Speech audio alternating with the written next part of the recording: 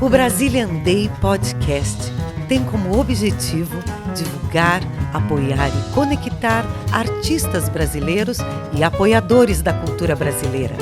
Através do Brazilian Day Estocolmo, que é o maior festival da cultura brasileira na Suécia, convidamos vocês a conhecer o universo e a história desses artistas.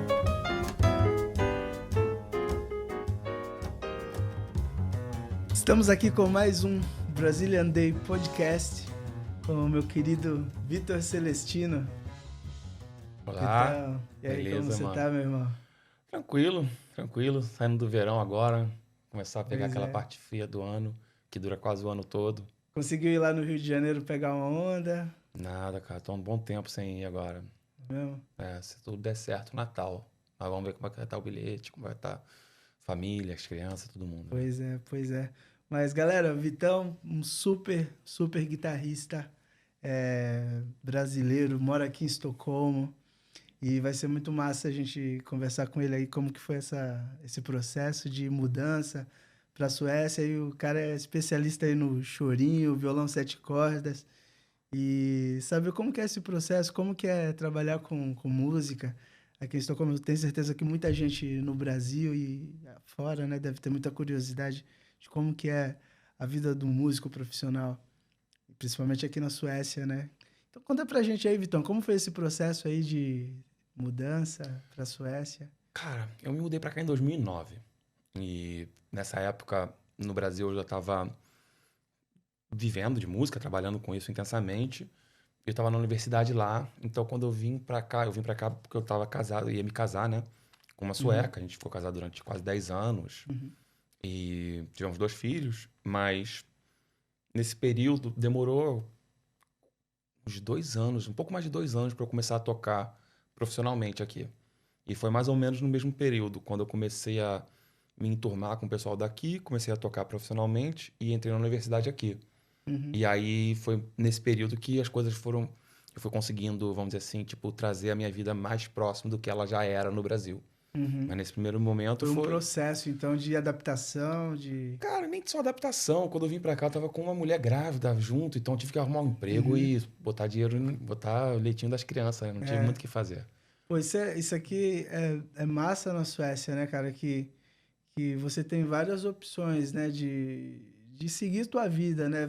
Até mesmo paralelamente, Sim. você faz uma coisa ali e aí você continua depois os seus projetos com música, principalmente nesse processo, né, de mudança, né? Que no seu caso foi uma Sim. mudança radical, né? No meu caso, assim, eu peguei uma época onde nós não éramos muitos, nós, como eu digo, músicos que tocavam música brasileira aqui. Tinham alguns suecos, que eu demorei um tempo para me enturmar, como eu disse, e não tínhamos muitos. Vocês veio depois, o nosso amigo Neto Oliveira veio depois, vários outros músicos que vieram já posteriormente a isso, até o próprio Guto também, que vai tocar no Brazilian Day. Mas, então, nesse primeiro momento, foi um pouco assim, meio que... Eu não sabia muito bem como fazer as coisas acontecerem para mim. E eu pensei que, bom, pelo menos se eu conseguir entrar na academia de música, eu acho que vai ser um grande passo na direção certa. Sim. Aí o meu foco inicial foi esse. E aí, graças a muito esforço, de lá pra cá a gente vai, tipo, tentando Você trazer... tem uma carreira acadêmica, né? Que tá em curso, né? Sim. Mas já tá bem solidificada já. Mais ou menos, né, cara? Eu tive a oportunidade de também ser aprovado para fazer mestrado em música clássica. Quando eu entrei na academia de música aqui, foi para estudar música clássica.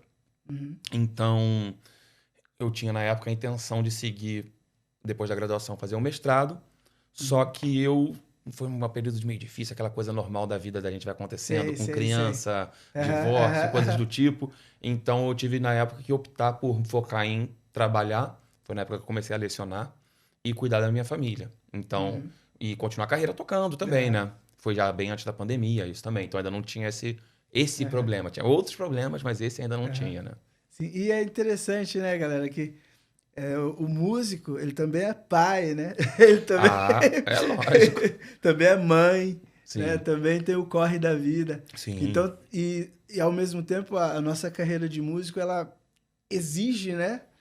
um tempo enorme, né? Às vezes o tempo que uma pessoa que de repente tem um trabalho de 9 às 6, que é, vamos dizer assim, chega sexta-feira do trabalho, final de semana e tal, você de repente tem para fazer uma atividade com as crianças, às vezes vai ter um sábado de manhã que você vai ter um ensaio, ou vai ter um sábado à noite que você vai viajar e vai dormir fora porque você vai tocar, coisas do tipo, né? Então, e também tem toda a preparação, né? Aquela manutenção, né? claro, a prática do é, instrumento. Se você dá aula, tem toda uma preparação, né? Para as aulas. E aí ainda... Porque a vida do músico, ela só acumula, né? Sim. O músico só vai acumulando funções, né? É. O artista, né?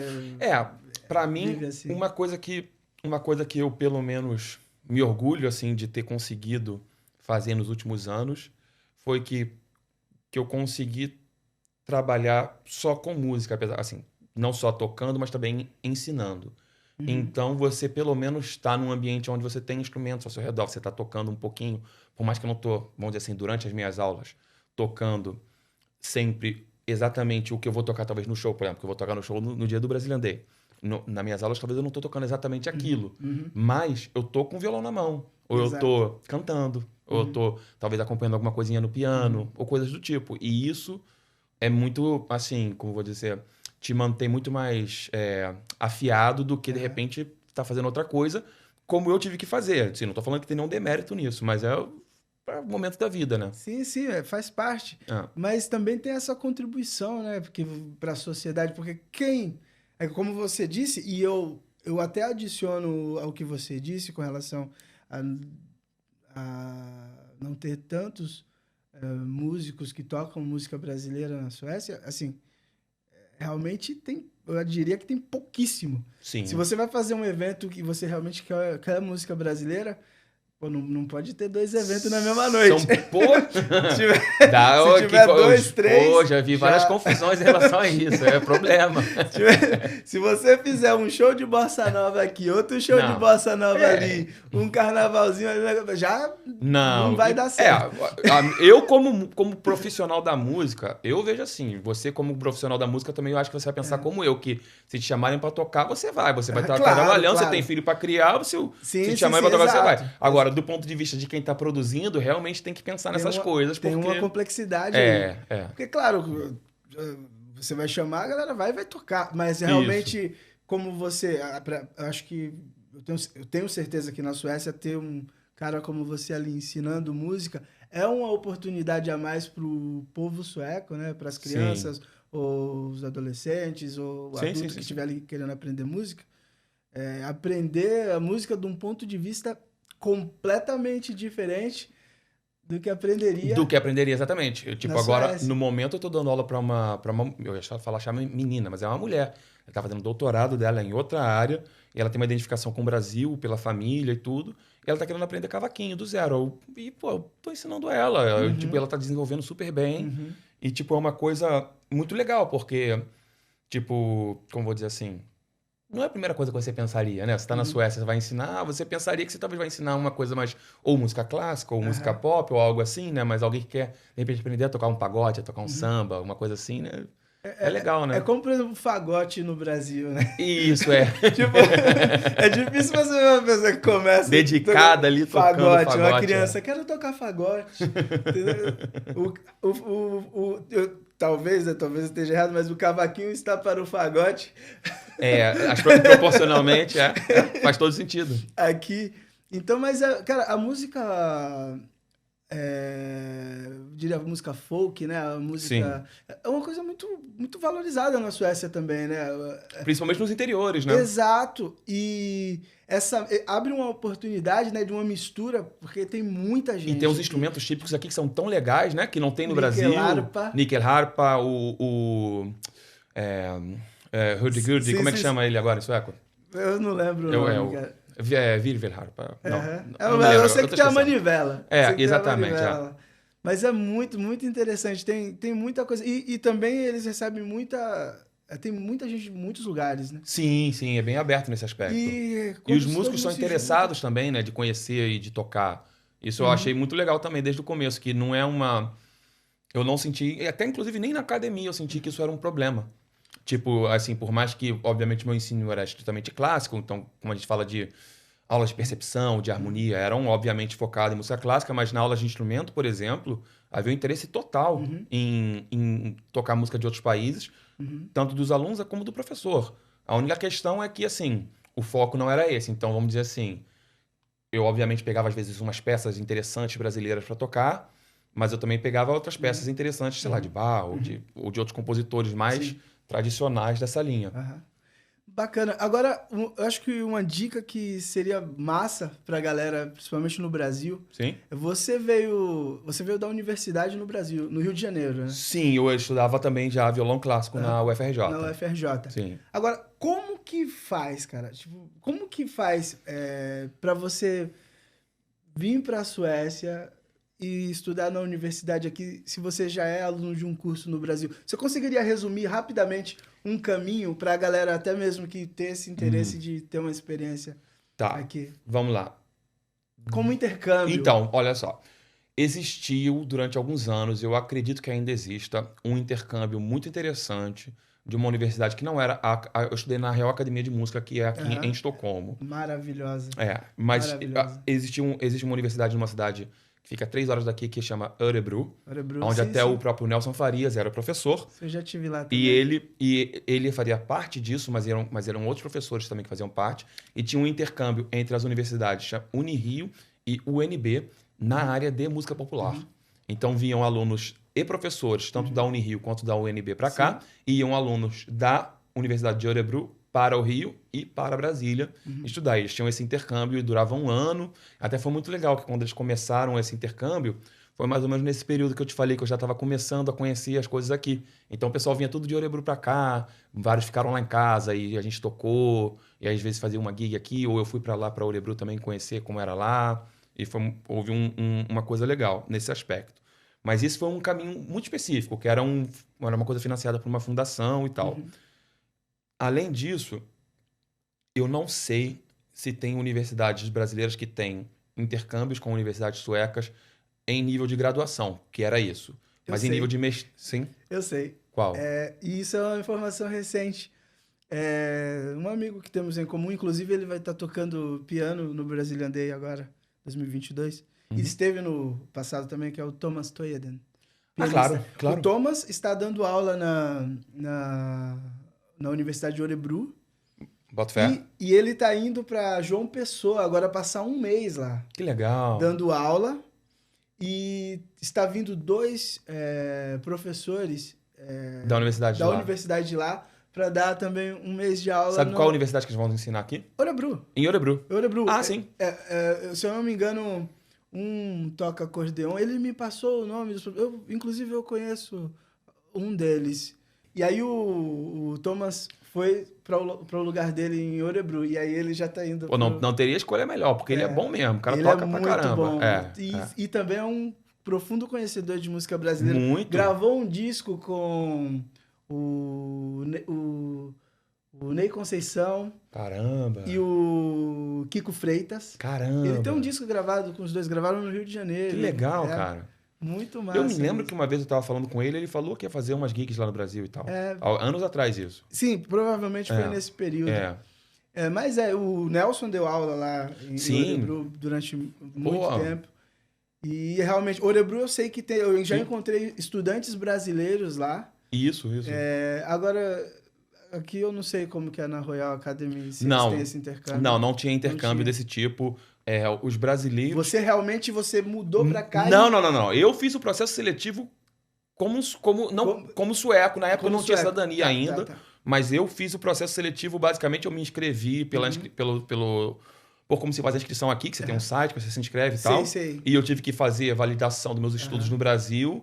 E eu tive que completar algumas coisas. Até foi muito complicado na época, porque eu tava vindo desse processo onde eu, tipo assim, tinha filho pequeno, emprego, esposa, e aí eu tava trabalhando e eu tava estudando sueco. Na época eu tava tirando os papéis que eu precisava de sueco e os outros papéis, acho que eu tive que fazer de inglês também. E aí foi tudo meio que em cima da hora. Eu me lembro que teve uma semana que foi assim, eu entreguei o último trabalho do período no sábado e a minha primeira prova de instrumento era na segunda. Então eu tive que... Não, entreguei o trabalho talvez na sexta. Então eu tive sábado, domingo E segunda de manhã foram os únicos dias que eu realmente tive para estudar para a prova. E aí eu cheguei lá nervosíssimo. Eu vou te falar, não sei se já aconteceu contigo, tem gente que soa na mão. Só aconteceu comigo uma vez que foi nesse dia, na prova. Eu falei a prova, tava tudo nervoso assim. Mas aí o cara até foram muito legais quando eles viram meu violão de 7 cordas. Falou, pô, mas legal, eu gosto também de música brasileira. Aí, pô, toca alguma coisa que você toca no 7 cordas. Eu tinha preparado uma coisa tipo. Acho que nesse dia eu toquei uma peça de Villa-Lobos e o movimento do La Catedral, que é uma peça bem tradicional de violão clássico. E aí o cara falou, mas toca um negócio de 7 cordas que você toca. Aí eu toquei um chorinho, toquei Norte Cariocas, que é um arranjo que eu tocava na época e tal. Aí eu passei para adiante, aí eu fiquei mais tranquilo. Quando eu passei de fase, eu falei, tá bom, alguma coisa certa eu tô fazendo. Então, aí eu cheguei no outro dia, aí eu achei que eu toquei bem melhor no outro dia. Então aí já foi mais tranquilo. Que massa, irmão. E uma outra pergunta, querido, é sobre a comunidade brasileira aqui na Suécia. Como foi a sua integração? Foi rápido? Você conheceu a galera aqui rápido? Foi muito rápido. E o acolhimento também? Cara, foi muito rápido porque eu conheci as pessoas muito imediatamente. E basicamente até foi interessante isso que a gente está falando do Nelson Faria, que eu obviamente não conhecia ele, mas ele veio tocar aqui com o João Bosco, que até vai vir tocar esse ano de novo aqui. E aí eu meio que estava ajudando o Johan. Eu me enturmei, liguei pro Johan, que o Teu Bar Brasil vai estar com a gente lá no dia. Ele vai estar aqui também. Então, vai estar aqui com ele a gente também nem se lembra disso, mas em 2009, quando eu cheguei, eu liguei para ele, comecei a conversar. E aí ele falou, não, vem aqui, você me ajuda aqui. Para mim, me enturmar, eu tentando como músico, ver alguma coisa de música brasileira, botar a cara, eu tô procurando, precisando de alguma coisa, né? E aí eu fui lá, e aí nesses dias teve uma festa, depois no outro dia teve o show do João Bosco também, que ele tava produzindo. E aí eu fiquei numa tava ajudando, meio que de hold, e ajudei na luz, uma coisa assim, na festa. E achei meio diferente, né? Porque eu tava vindo do Brasil, tocando chorinho, tocando samba, e a festa era, funk, sertanejo, toda aquela coisa. E eu adoro também festa, então não tinha problema. Mas tudo bem. E aí eu falei, pessoal, tô aí, mulher grávida, procurando emprego. Como é que eu faço, gente? Me dá uma luz, tipo assim, com a cara e com a coragem, né, cara? Chegando aqui. E aí alguém, chegou e falou, faz o seguinte, final de semana, segunda-feira, a gente se fala, manda o currículo ali, eu tô começando um trabalho novo, de repente tá precisando de mais alguém lá. E aí eu rapidamente arrumei um emprego rapidinho e comecei a trabalhar, e aí as coisas já foram melhorando a partir daí. E aí fui conhecendo o pessoal da comunidade brasileira. E eu também, assim, além de, enfim, estudar música clássica, tocar chorinho, eu toco samba e pagode também, né? E aí o pessoal começou a me chamar pra tocar nas festas de pagode. Aí é aquela brincadeira, todo mundo dançando, sobe em cima da mesa, uma coisa assim. E aí eu fazia parte dessa bagunça já desde o começo. A gente tocava num lugar aqui perto de Zinkensdamm, que era apelidado de Inferninho. E ficava quente pra caramba, E aí a gente tocava lá, e nessa época vinha um pessoal que trabalhava com circo para trabalhar no Gröna Lund, no parque. Sim. Eu encontrei uma galera do Brasil lá. E aí alguns deles tocavam percussão, tinha um brother que tocava cavaquinho também. Então a gente reunia o pessoal daqui, vinha eles, e aí, todo mundo, e ficava aquela bagunça, né? Já no Bar Brasil, isso. E aí foi aí que eu comecei a me enturmar. Aí eu comecei a conhecer o brasileiro todo. Aí você vai bebendo cerveja, tocando pagode, você fica amigo de todo mundo, né?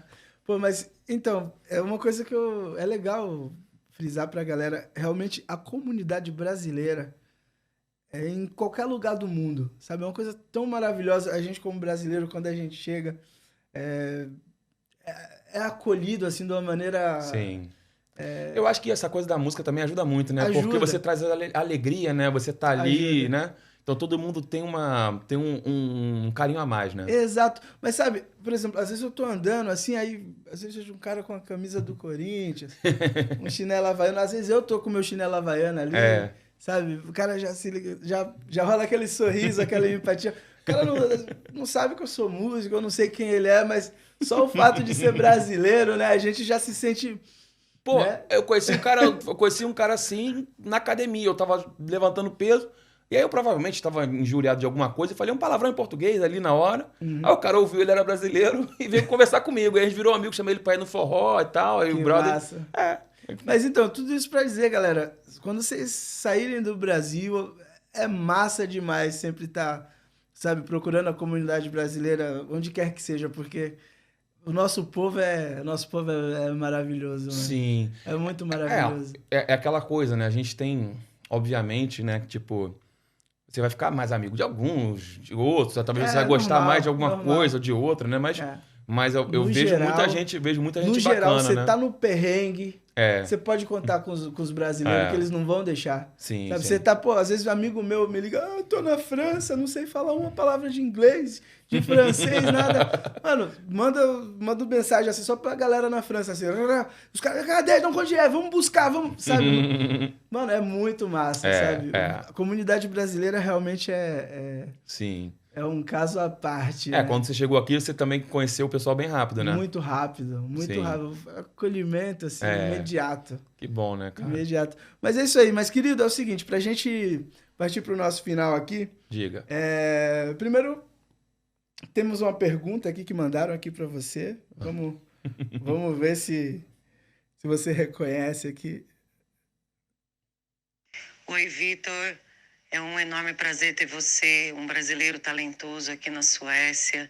E fala pra gente, qual foi o show que mais marcou a sua história aqui na Suécia e o que você ainda tem vontade de fazer como artista, como músico, instrumentista que você é? Só foi a Luvitch, hein? Cara, então, pra mim, eu acho que é uma resposta bem fácil pra mim. Porque com certeza foi no dia que eu toquei em duo com meu ídolo, né?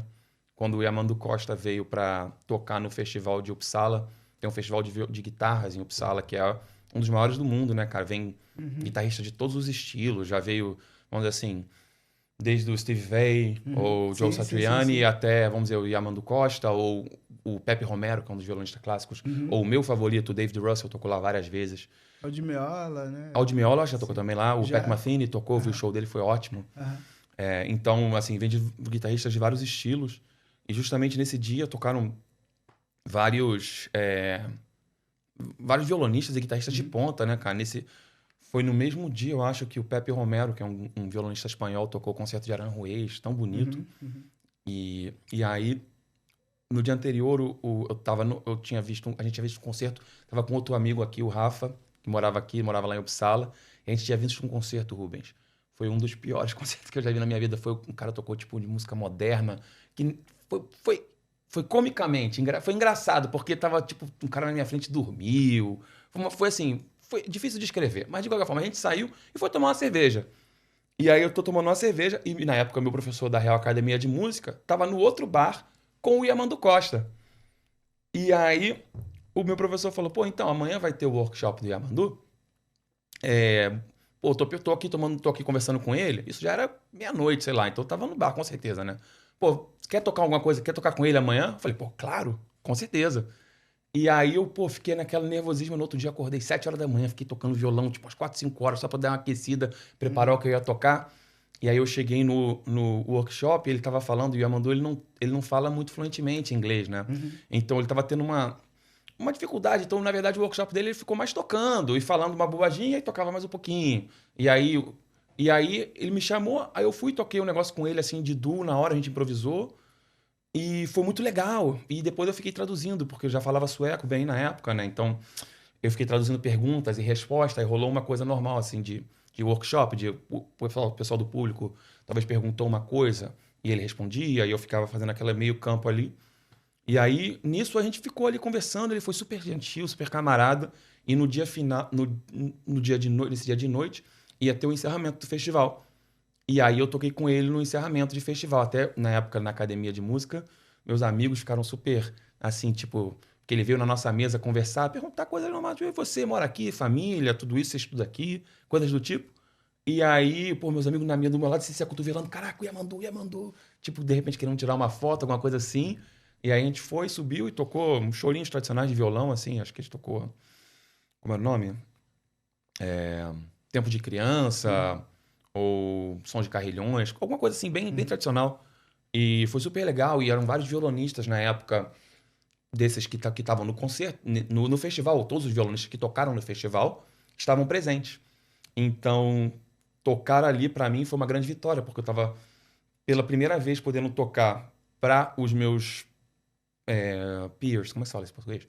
Tipo, para os meus semelhantes, né? Para os meus companheiros de estudo, para os outros companheiros de outras universidades, para os professores e para os outros violonistas. Eu tava tocando ali com o meu grande ídolo, né? O cara que, porra, que é a referência no meu instrumento.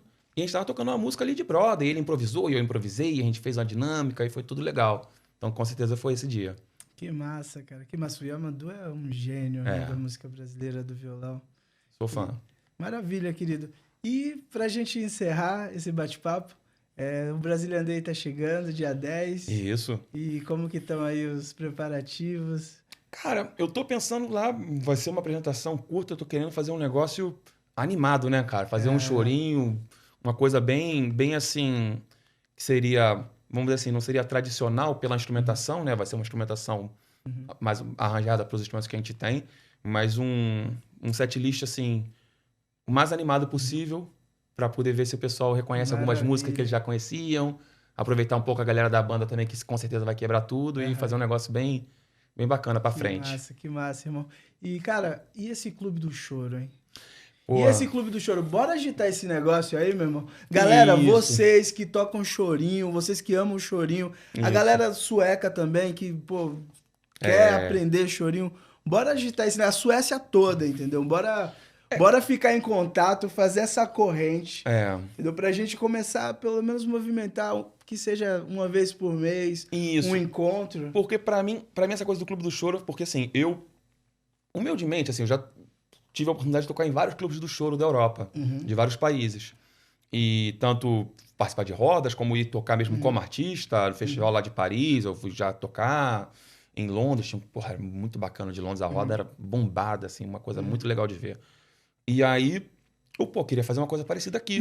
Vamos fortalecer E aí eu esse fiz, choro, só né? que aí a gente conseguiu fazer durante um tempo, e aí agora tá meio que em stand-by, então Vamos estamos aí. desenrolar isso aí, vamos correr atrás disso junto, a comunidade toda junto. Aí, galera, bora agitar esse negócio aí. Isso. Isso aqui é um canal pra gente trocar essa ideia, pra gente desenrolar isso aí. E vamos, ó, galera toda, entre em contato aí, a página do Brasil, o Brazilian Day, Estocolmo, tem que ser isso, sabe? Isso. Tem que ser essa união de todo mundo, que faz a cultura brasileira. Sim, Não só em Estocolmo, mas em Gotemburgo, em Malmö, sim. sabe? Na Suécia toda e na Europa, no mundo, né? A gente que tá nessa comunidade internacional que é gigantesca, né? Uhum. A gente tem que se então, aliar, né? ó. Aí um vai pra lá, outro vem pra cá, outro vai pra lá. Eu acho que eu vou pensar num negócio e vou te acionar em relação a isso. Maravilha. Fazer pelo menos que seja uma roda na minha casa, alguma Maravilha. coisa. Faz um giro, né? Isso. Lá na embaixada, né? Um rodinha de show na embaixada, vamos falar já pensou? com a embaixada lá, pra gente arrumar um espaço lá todo mês. Isso. Fazer um encontro. Isso. Isso é massa. Mas é isso aí, pessoal. Vitão, muito obrigado, querido, por esse bate-papo maravilhoso. Valeu. Dia 10 de setembro. Tamo lá. Vamos lá quebrando tudo. Brazilian Day, eu não sei o que eu quero às vezes mais. Se eu quero mais tocar, eu vou dançar. Os caras que vêm tocar forró aí sempre falam. Eles estão tocando ali, olha pra baixo, estou eu lá, né? Maravilha, meu irmão. Valeu, mano. Brazilian Day Podcast. Tamo junto na área, galera. Até a próxima.